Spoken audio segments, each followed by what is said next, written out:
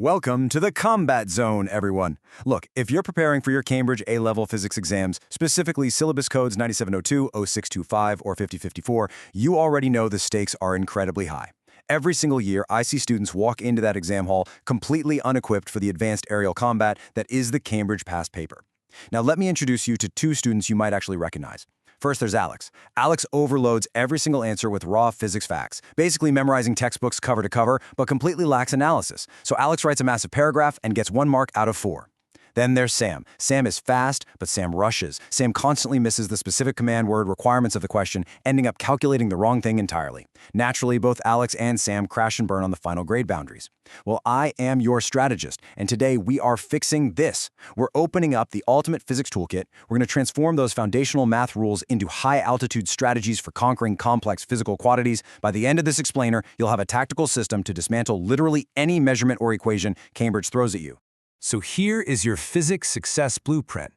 These are the 6 tactical domains we're mastering today: base and derived units, proving equations, scale and prefixes, accuracy and uncertainty, combining errors, and finally, scalars and vectors. Mastering these 6 areas isn't just about learning physics. It's the fundamental difference between a failing grade and hitting maximum altitude on your final score. Let's deploy the first strategy. Tool 1 is base and derived units, otherwise known as the building blocks of the universe. Consider this the absolute foundational intel you need before you even think about entering the exam paper combat zone. Right, take a look at these 5 base quantities.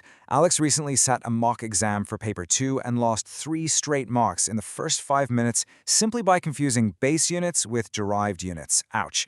In science, all quantities consist of a numerical magnitude and a unit, but Cambridge examiners are ruthless when it comes to testing your knowledge of the 7 SI base quantities. For your exams, memorizing these 5 is an absolute non-negotiable weapon. Mass is the kilogram, length is the meter, time is the second, temperature is the Kelvin, and electric current is the ampere.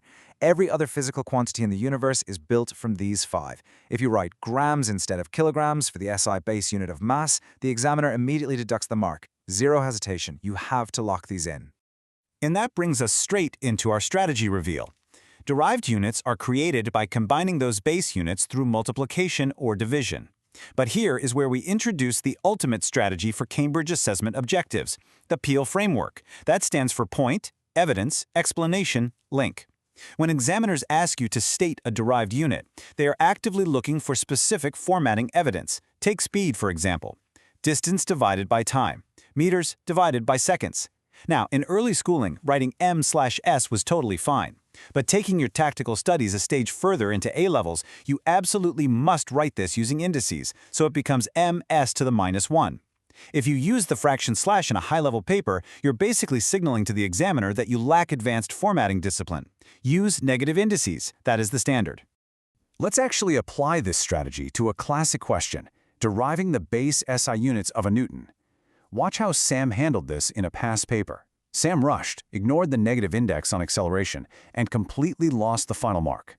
We do not make Sam's mistakes. We use the PEAL framework. Step 1. Identify the defining equation. Force equals mass times acceleration. Step 2. Substitute the base SI units perfectly. The unit of mass is the kilogram. The unit of acceleration is meters per second squared, written correctly as ms to the -2. Step 3. Combine them logically. A Newton is exactly 1 kilogram meter per second squared. By writing out these 3 distinct steps, you provide a clear, undeniable path of logic that the mark scheme simply has to reward. Moving on to Tool 2, Homogeneity of Equations, your built-in equation checker. Before we continue, subscribe to our YouTube channel, Ace the Exams, at acetheexams_IGCSE to excel in your Cambridge examinations. Click that subscribe button and hit the bell icon right now. Okay, in the exam, you're frequently going to encounter specific command words like show that or verify.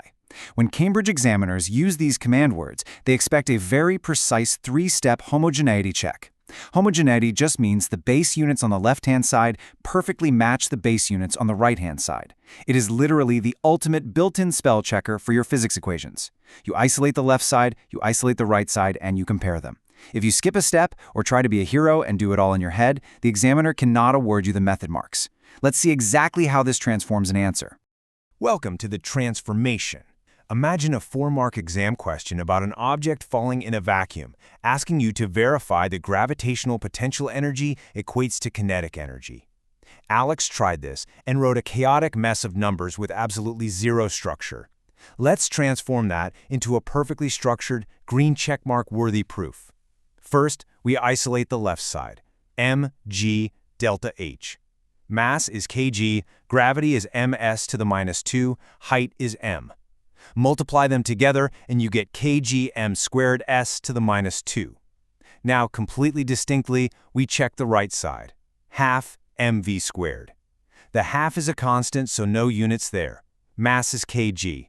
Velocity squared is ms to the -1, all enclosed in brackets, squared. Expand that and it perfectly becomes kg m squared s to the -2. The two sides are identical. By structuring your answer exactly like this, you basically trap the examiner into giving you full marks. Tool 3 is all about managing scale and prefixes. I like to call this the microscope and telescope. This tool is all about avoiding the careless traps that cost students entire grade boundaries. Let me share a genuinely terrifying statistic from the 2023 Cambridge Examiner's Report. On a specific power station question, nearly 40% of students lost a mark. Why? Because they had to write out 5,600,000,000 watts, and they miscounted the zeros. 40%! That is an absolute tragedy. Writing raw, unruly numbers is a trap. Standard form is your defensive tactic here. You compress that data into a manageable package. A single digit followed by a decimal multiplied by the required power of 10. So 5.6 times 10 to the power of 9 watts. Using standard form completely neutralizes the risk of careless zeros, saving your hard-earned calculation marks. You must memorize this prefix spectrum all the way from tera down to pico. But here is the advanced tactic, using standard prefixes to manipulate time pressure. In paper 2, every single minute counts. Sam actually used this exact trick to secure an A grade. A tricky fluids question asked for an answer in liters, but gave dimensions in meters. While other students did complex, multi-step conversions and wasted 5 minutes, Sam remembered that the deci prefix is 10 to the -1 and that a decimeter cubed is exactly 1 liter. One quick calculation, 2 minutes saved, maximum marks achieved. Knowing your submultiples intimately gives you the bandwidth to tackle the hardest questions at the end of the paper. Now for Tool 4, accuracy, precision, and uncertainty. This is the ultimate reality check. Pure math is perfect, but measuring the real world is flawed. Understanding this flaw is what separates the A-star students from the B students, especially in Paper 3 and Paper 5. This is a classic Cambridge define command word trap. If a paper asks you to distinguish between accuracy and precision, you need the exact mark scheme approved definitions.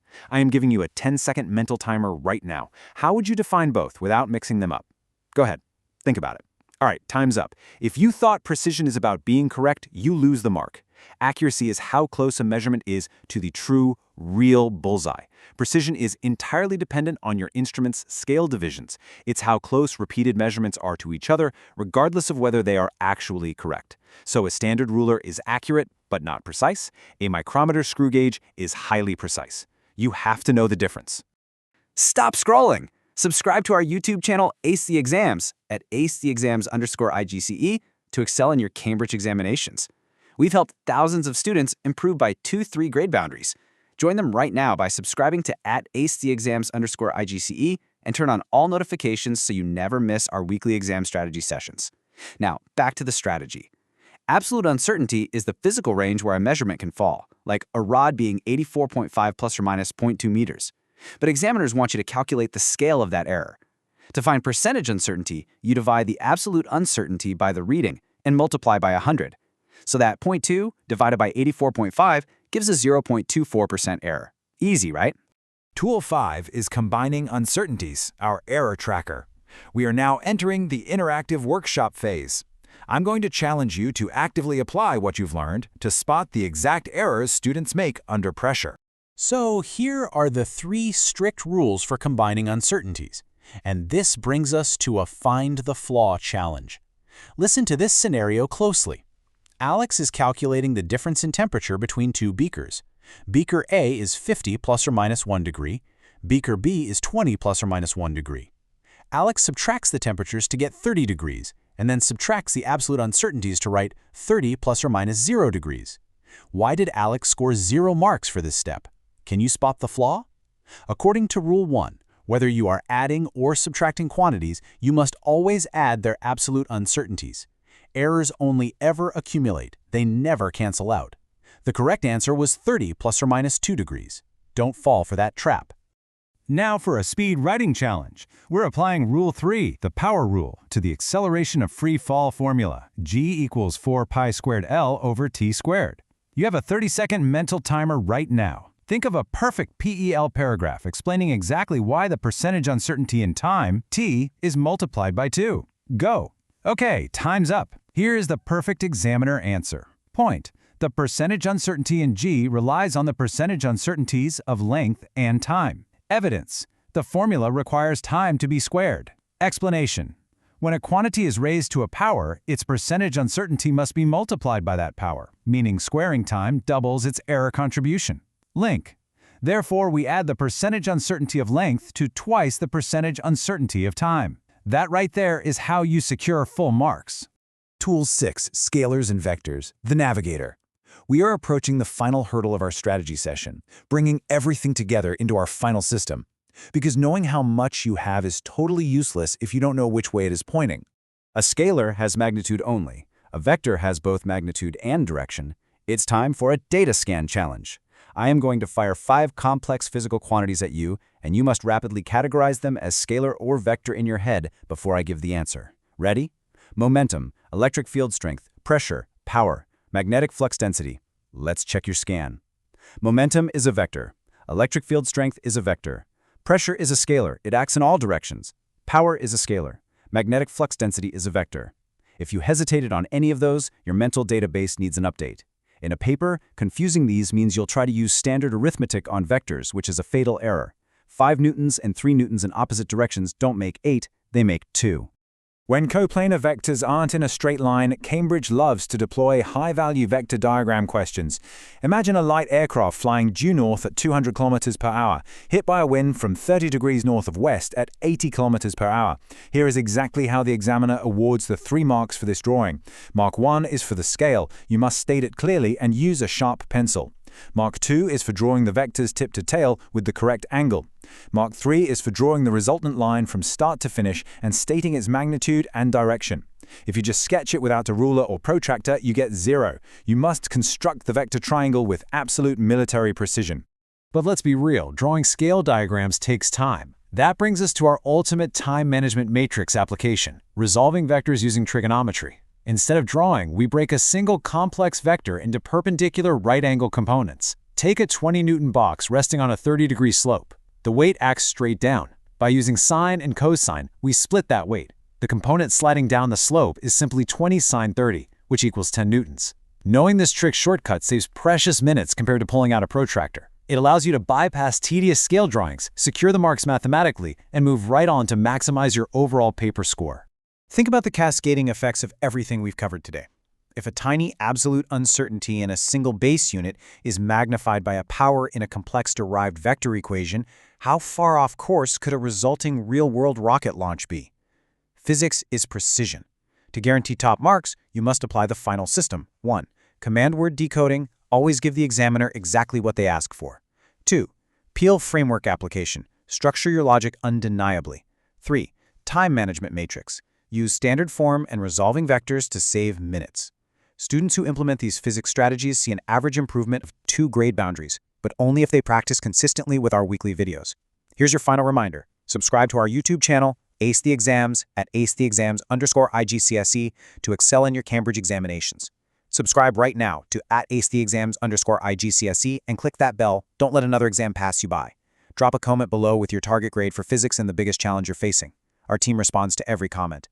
Like and share this video with a study partner. Ace the Exams, your Cambridge success starts here.